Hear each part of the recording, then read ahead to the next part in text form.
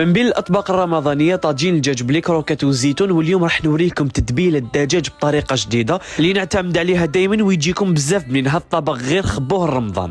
الحاجه الاولى نحك مصدر تاع الدجاج تاعي ولا فخاط تاع الدجاج اللي عندكم انتوما، تحبوا حتى الجناح كل واحد واش كان عنده متوفر.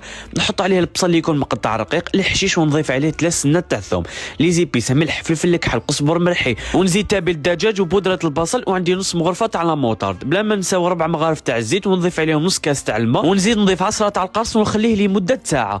بعد ساعه نجيبوا السخان تاعنا اللي راح نطيبوا فيه ونضيف عليه هذاك البصل اللي كان فيه، ونزيد نضيف هنايا الزيتون كنت غسلته وغليته من قبل وحطيته يزيد يطيب معاه شويه. نقليوهم كما راكم تشوفوا لمده 10 دقائق، ونضيف عليه 2 لي بول تاع الماء يكونوا سخون، نغطيه ونخليه يطيب. بعد نص ساعه هنايا حكمت هذاك الزر تاع الدجاج تاعي وعاود غطيته وخليته هذاك الدجاج والزيتون يزيد يطيب. نحك مصدر تاع الدجاج تاعنا، نضيف عليه هنايا وحده فرماج، صفر بيضاء،